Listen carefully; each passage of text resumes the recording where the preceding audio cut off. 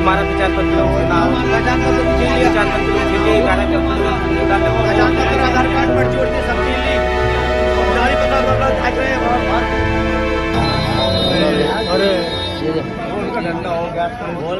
உத்தரப்பிரதேசத்தில் இன்று இரண்டாவது கட்டமாக மக்களவைத் தேர்தல் வாக்குப்பதிவு நடைபெற்ற நிலையில் உரிய ஆதாரங்கள் இருந்தும் வாக்களிக்க விடாமல் இஸ்லாமிய வாக்காளர்கள் விரட்டியடிக்கப்பட்டதாக குற்றச்சாட்டு எழுந்துள்ளது. இது தொடர்பான வீடியோ சமூக வலைதளங்களில் வைரலாகி வருகிறது.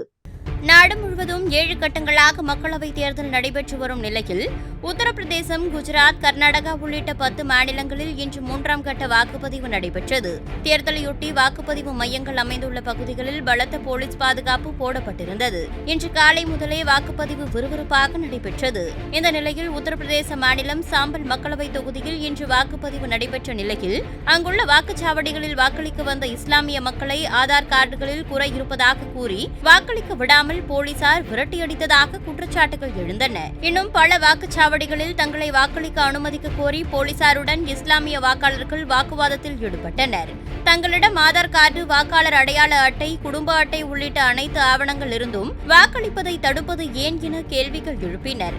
அப்போது வாக்காளர்களுக்கும் போலீசாருக்கும் இடையே வாக்குவாதம் முற்றியதில் வாக்காளர்கள் மீது போலீசார் தடியடி நடத்தியுள்ளனர். இதில் வாக்காளர்கள் சிலருக்கு காயங்கள் ஏற்பட்டன. இந்த சம்பவம் நாடு முழுவதும் அதிர்வலையை ஏற்படுத்தியுள்ளது. இந்த செயலுக்கு அரசியல் கட்சியினர் பலரும் தங்களது கண்டனங்களை தெரிவித்து வருகின்றனர்.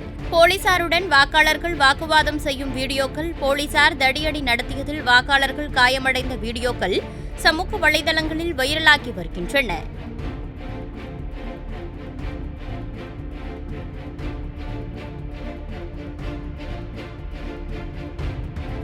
செய்திகளை உள்ளது உள்ளபடி தெரிந்து கொள்ள ரெஃப்ளெக்ட் நியூஸை சப்ஸ்கிரைப் பண்ணுங்க.